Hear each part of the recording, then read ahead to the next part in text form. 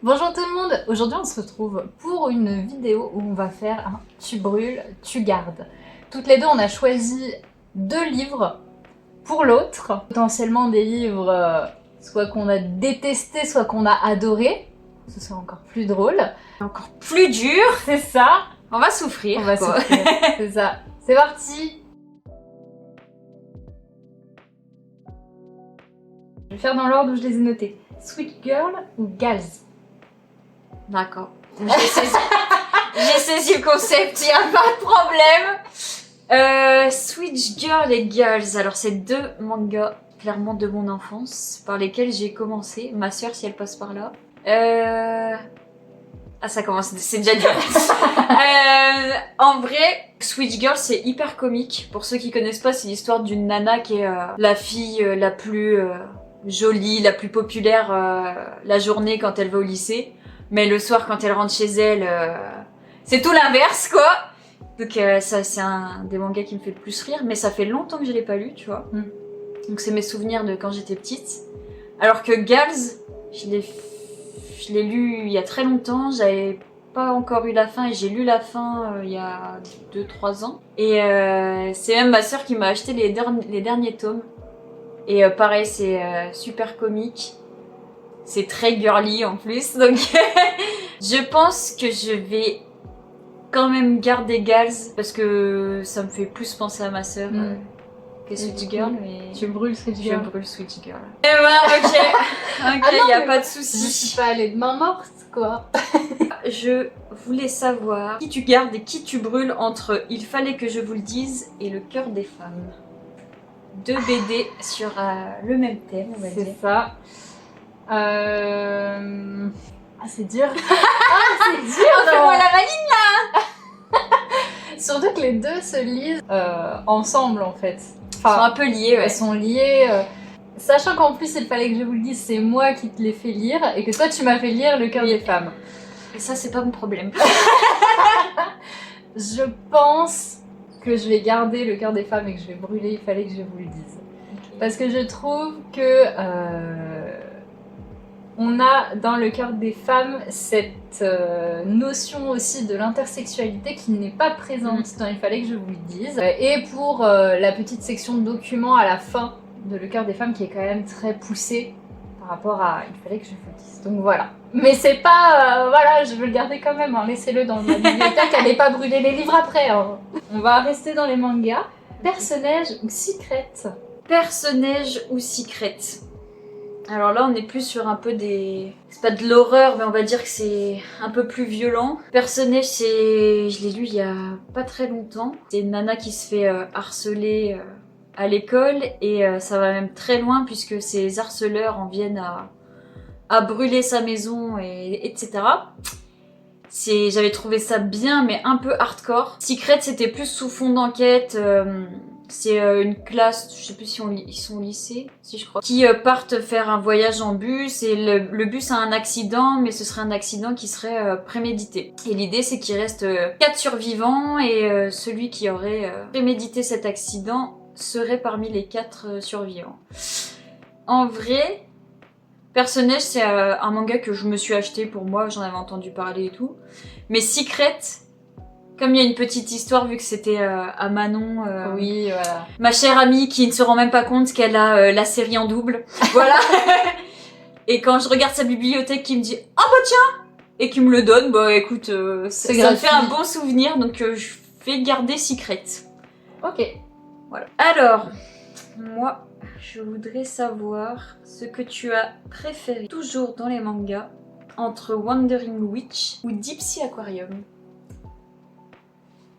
Bah, je garde Deep Sea Aquarium. Ah ouais. Et j'enlève... ou je brûle Wandering Witch. Ah ouais, sans hésitation, quoi. Là, c'est direct.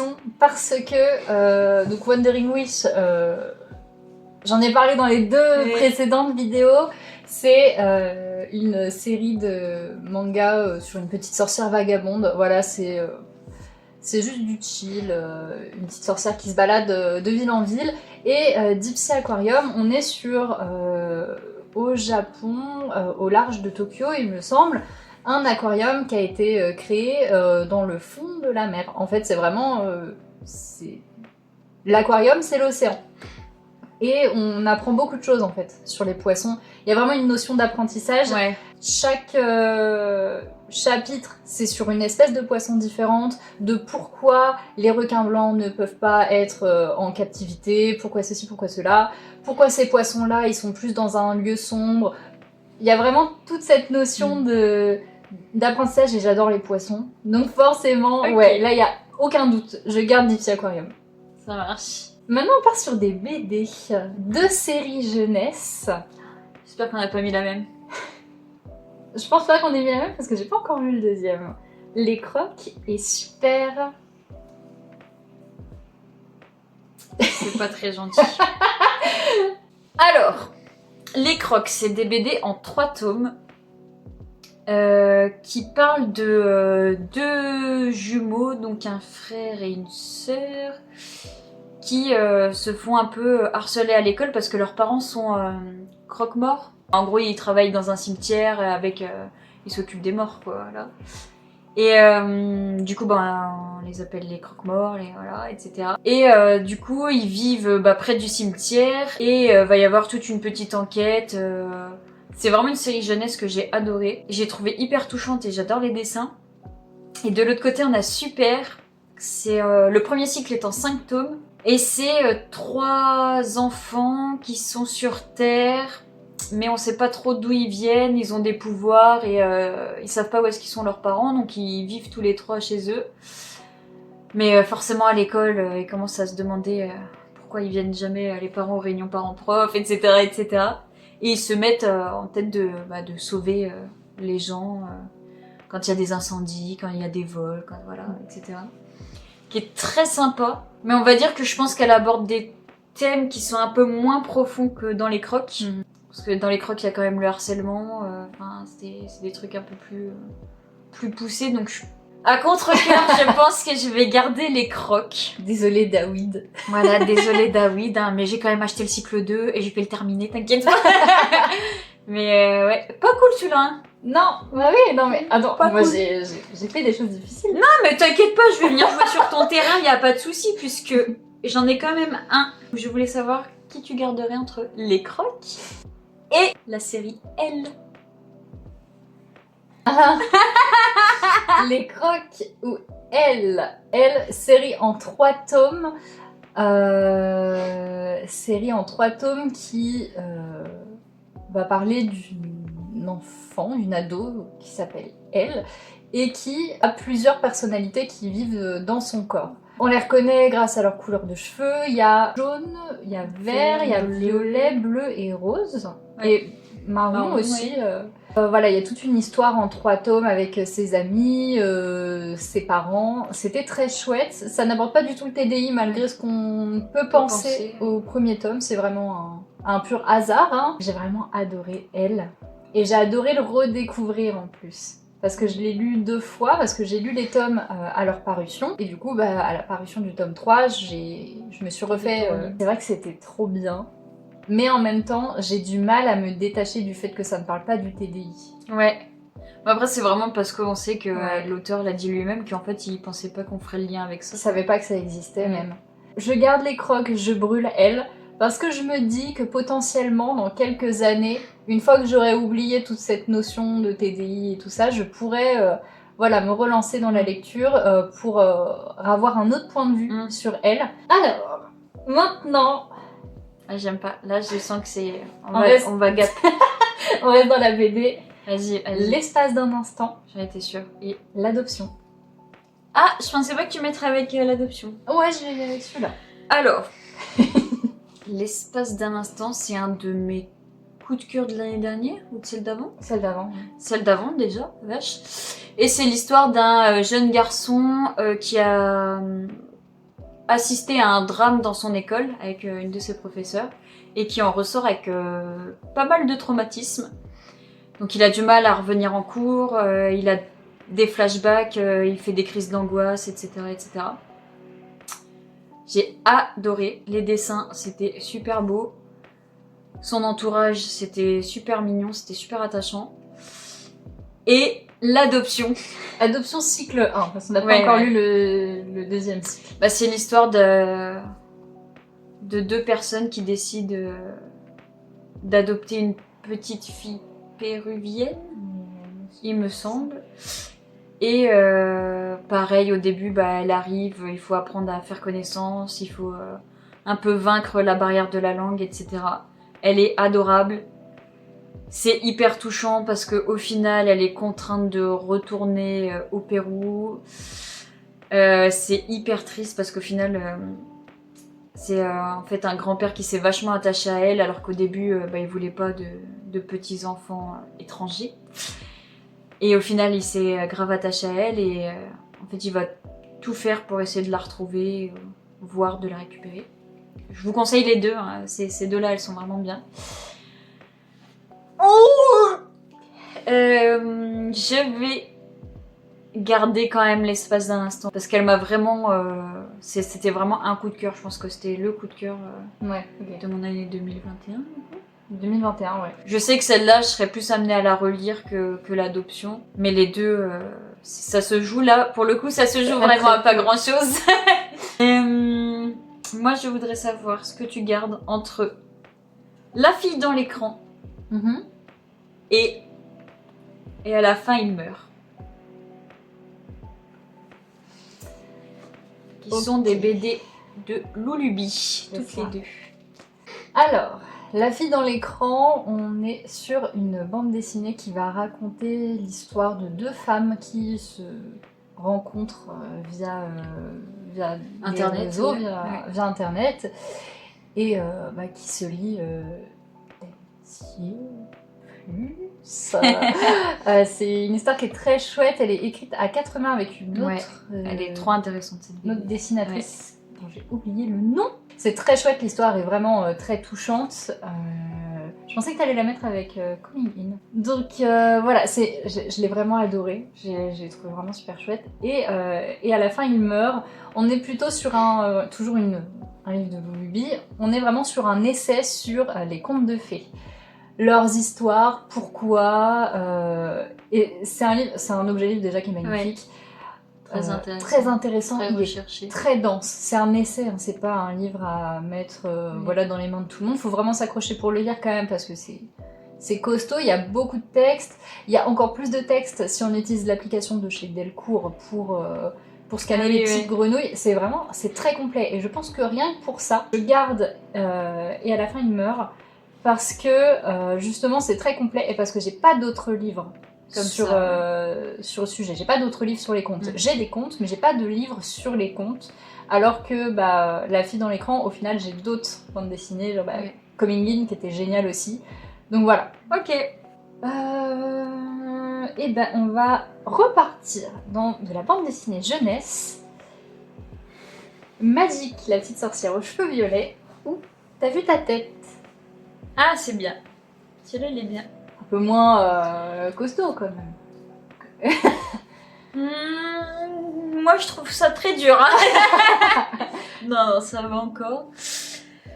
Mais comme la thématique ça reste de la jeunesse, mais dans Magic, là, la petite fille avec ses cheveux violets, c'est l'histoire d'une petite sorcière qui a été élevée dans un couvent. Et qui a pas trop vu le monde extérieur, qui sait qu'elle a des pouvoirs, mais forcément c'était un peu interdit pour elle de les utiliser. Et T'as vu ta tête, on est complètement sur autre chose puisqu'on est sur une petite momie qui se réveille dans son musée et où en fait elle ne retrouve pas sa mère. Et du coup, elle doit enquêter pour essayer de la retrouver, en tout cas pour les 2 premiers tomes. Parce que je crois qu'il va y avoir plusieurs histoires. Mais c'est au 2e tome, là, on va dire qu'il y a quand même une fin. Et du coup, c'est sous fond de histoire sur l'Égypte, etc., etc. C'est pas mal. Elle est entourée d'une équipe de personnages tous plus atypiques les uns que les autres. On va dire que tout ce qui va peser dans la balance, c'est vraiment... je vais plus garder T'as vu ta tête, parce que j'ai pas beaucoup d'histoires comme ça qui parlent un peu quand même d'Égypte antique. Un minimum. On t'apprend quelques choses en même temps. Quelques petites choses. Il y a quand même il y a 2-3 références à des œuvres qu'on peut retrouver dans des musées, etc. Alors que Magic, ça reste... nous, on en a quelques-unes, des histoires avec des sorcières, donc... Non, pas du tout. Très peu. Donc c'est ça qui va faire la différence. Oui. Ok. Je garde ta vue, ta tête. Je vais faire un peu appel à ta nostalgie. Et je voudrais savoir ce que tu gardes entre la maison de la nuit et Lou. Je garde Lou. À fond. À fond. Je garde Lou. J'ai un tatouage de Lou sur la cheville.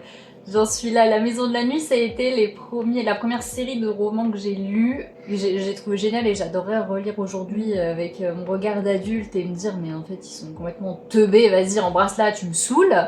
En gros, les vampires existent, tout le monde est au courant et je crois, 15e anniversaire, il me semble, ça fait très longtemps que j'ai pas lu. Hein. On a des vampires qui viennent chercher les adolescents qui sont vampires. En fait, ça te tombe dessus. Voilà, ça te tombe dessus, tout le monde peut devenir un vampire. Si ça te tombe dessus, c'est comme ça. Donc, il faut que tu ailles faire vite tes affaires chez toi. Tu peux pas ramener plus d'une quantité d'affaires maximum, c'est un sac. Et après, tu te retrouves dans une école qui s'appelle la Maison de la Nuit. Tout le monde sait où est cette Maison de la Nuit. Une fois que les gens sont rentrés dans cette maison, ils peuvent pas en ressortir. C'était très chouette. Il y a vraiment une partie de l'histoire qui est basée sur les croyances nord-américaines. Donc c'était très chouette d'apprendre des choses là-dessus aussi. Mais en même temps, Lou, je me souviens, petite Morgane au collège, 11 ans, qui ouvre une BD pour la première fois de sa vie et qui découvre les aventures de Lou déjà au tome 3 ou 4 quand même. Et c'était génial et j'ai des souvenirs de regarder le dessin animé de Lou avec mon frère aussi. Donc voilà, j'ai fait 2 heures de queue à Angoulême pour aller voir Julien Nil. Pour lui dire j'ai un tatouage de Lou sur la cheville et qu'il me dise ah oui je l'ai vu sur Insta, il est trop beau. Donc ouais, je garde Lou. Voilà, ça y est, c'est bon, t'as tout gagné. Je garde Lou, je brûle la maison de la nuit, c'est pas grave. Ok. Voilà. J'étais méchante sur celui-là. Ouais, il y en a un que j'attends et il arrive pas, donc... Inwave. Merci. Ou Speak. Merci. Voilà. Bon. Là, c'est la merde. Ah là là là là. Alors, Inwave, c'est un roman autobiographique sur la vie de Ajidongo, on va dire. Je sais pas comment ça se prononce exactement. Qui raconte en fait la maladie de sa femme en parallèle de leur amour commun pour l'univers du surf et de la mer. C'est sous fond de thématique de deuil, hein, parce que oui, complètement. Hein. Quand on s'attaque à Inwaves, de toute façon, on le sait, hein, c'est pas un spoil. C'est très touchant. C'est, pour être honnête, la première BD qui m'a fait pleurer. Merci Stéphane. Merci Stéphane. En plus, d'ailleurs, avec le petit copain de Stéphane, on a quand même vu l'auteur à un moment complètement inapproprié pendant qu'il faisait une fresque sur les murs de Paris. Je pense que ça rajoute un truc aussi. Mais Speak, c'est la toute première BD que j'ai lue. Ça parle d'une jeune fille qui est un peu enfermée sur elle, un peu traumatisée parce qu'elle a subi une agression sexuelle. Donc niveau confiance en elle et confiance en les autres, c'est pas trop ça.